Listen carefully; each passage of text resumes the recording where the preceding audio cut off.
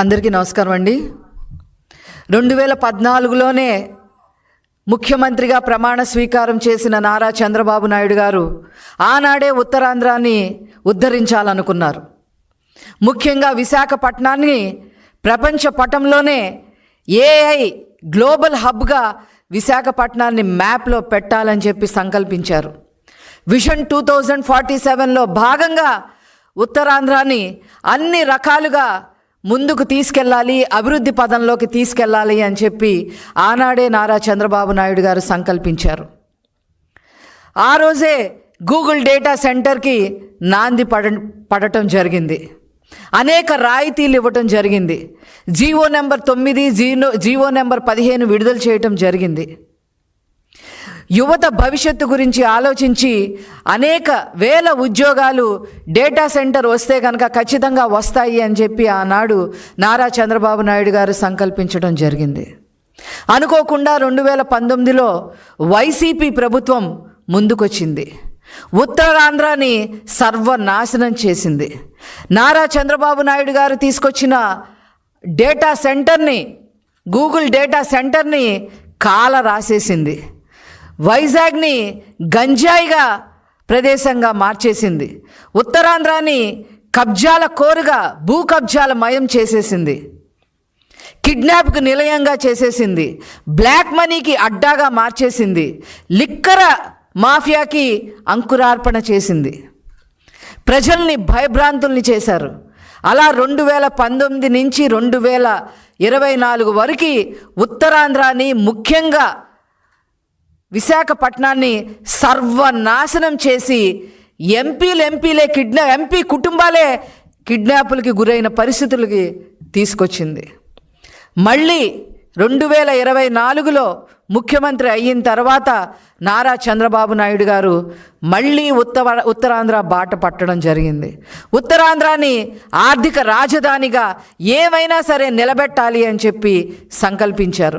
Vision 2047లో భాగంగా ఖచ్చితంగా విశాఖపట్నాన్ని తయారు చేయాలి అని సంకల్పించి మరి గూగుల్ డేటా సెంటర్ని తీసుకురావాలని చెప్పి నిర్ణయించుకున్నారు. ఐటీ శాఖ అమాత్యులుగా నారా లోకేష్ గారు కఠోర శ్రమతో భయపడిన వాళ్ళని మళ్ళీ వాళ్ళకి ధైర్యం చెప్పి వైజాగ్కి ఈరోజు గూగుల్ డేటా సెంటర్ని తీసుకురావటంలో సక్సెస్ అయిన ఏకైక నాయకులు నారా లోకేష్ గారు. 600 ఎకరాలు భూమిని కేటాయించడానికి మరి ముందుకొచ్చారు. ఈజ్ ఆఫ్ డూయింగ్ బిజినెస్ని స్పీడ్ ఆఫ్ డూయింగ్ బిజినెస్గా మార్చటానికి అహర్నిశలు నారా చంద్రబాబు గారు, నారా లోకేష్ గారు కృషి చేశారు. దాని ఫలితమే రేపు నారా చంద్రబాబు గారి చేతుల మీదుగా, ఐటీ శాఖ అమత్యులుగా నారా లోకేష్ గారి చేతుల మీదుగా గూగుల్ డేటా సెంటర్ శంకుస్థాపన జరగబోతుంది. రేపు ప్రపంచంలోనే ఇది లిఖించదగ్గ రోజుగా మారబోతా ఉంది. వేల ఉద్యోగాలు రాబోతా ఉన్నాయి.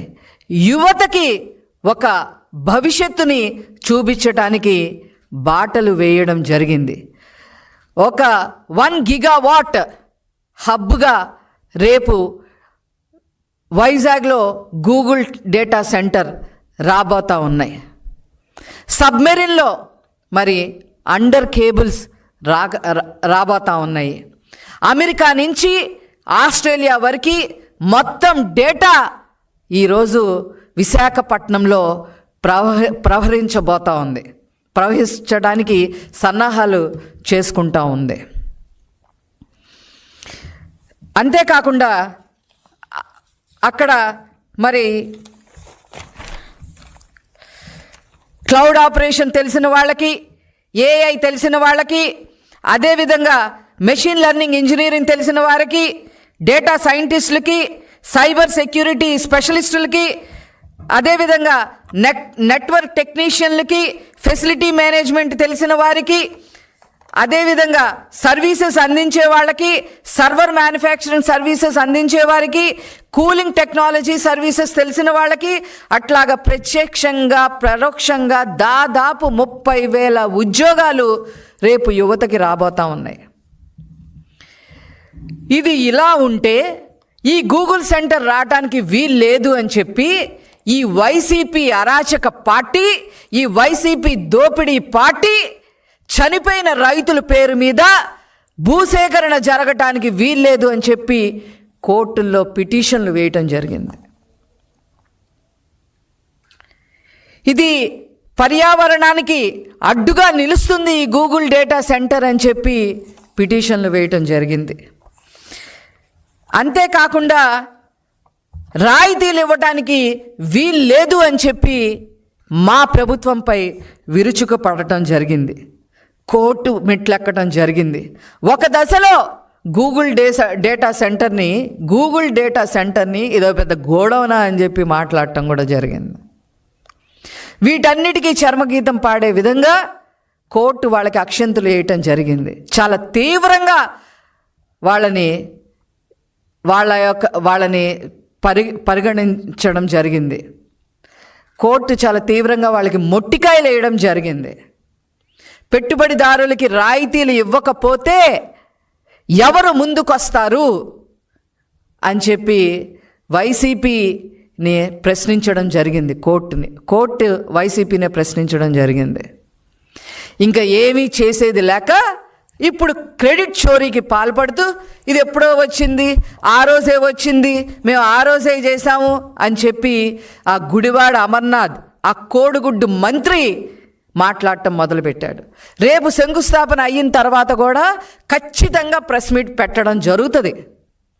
వాళ్ళు క్రెడిట్ చోరీకి బానిసల్లాగా మారడం జరిగింది. అది అందరికి కూడా తెలిసిన విషయమే. గుడివాడ అమర్నాథ్ని నేను సూటిగా ఒకటే ప్రశ్న అడుగుతున్నా, మీ హయాంలో ఒక్క పరిశ్రమలన్నా తీసుకొచ్చారా? చంద్రబాబు గారు తీసుకొచ్చిన పరిశ్రమల్ని మీరు వెళ్ళగొట్టిన మాట వాస్తవం కాదా? దాన్ని వైజాగ్ని గంజాయి అడ్డాగా మార్చడం వాస్తవం కాదా? నీ నాయకుడు అక్కడ ప్యాలెస్ 600 కోట్లు పెట్టి ప్యాలెస్ కట్టుకున్నాడు తప్ప అతను ఉండటానికి వైజాగ్ని ఏమన్నా చేశారా? ఈ వైసీపీ నాయకులంతా కూడా 22A కింద మరి భూములన్నీ కబ్జా చేసేసి, కబ్జాల మయం చేసేసి, అక్కడ భూముల కోసం కొట్టుకునేలాగా చేసి, మీ నాయకులు, మీ ఎంపీనే వాళ్ళ కుటుంబం కిడ్నాప్ అయిన పరిస్థితులు చూడటం వాస్తవం కాదా అని చెప్పి గుడివాడ అమర్నాథ్ని నేను అడగదలుచుకున్నా. ఏదేమైనప్పటికీ కూడా రేపు ప్రపంచ పటంలో వైజాగ్ గూగుల్ మ్యాప్లో ఒక ఏఐ హబ్గా చేరబోతున్నందుకు నిజంగా ప్రజలందరూ కూడా చాలా ఆశాజనకంగా ఎదురు చూస్తూ ఉన్నారు. మీ పప్పులన్నీ కూడా ఉడికే పరిస్థితి ఏమీ కూడా లేదు. రేపు ఈ 30,000 ఉద్యోగాలే కాకుండా ఆ చుట్టుపక్కల కూడా అనేక సాఫ్ట్వేర్ కంపెనీలు రావటానికి ముందుకు వస్తూ ఉన్నారు.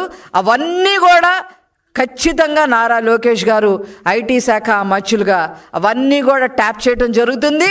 ఖచ్చితంగా మొత్తం మీద ఉత్తరాంధ్రలో 5 లక్షల ఉద్యోగాలు ధ్యేయంగా నారా లోకేష్ గారు పనిచేయటం జరుగుతూ ఉంది. దీన్ని ఆపటం మీ తరం కాదు అని చెప్పి వైసీపీ నాయకులకి నేను చెప్తా ఉన్నా. Thank you.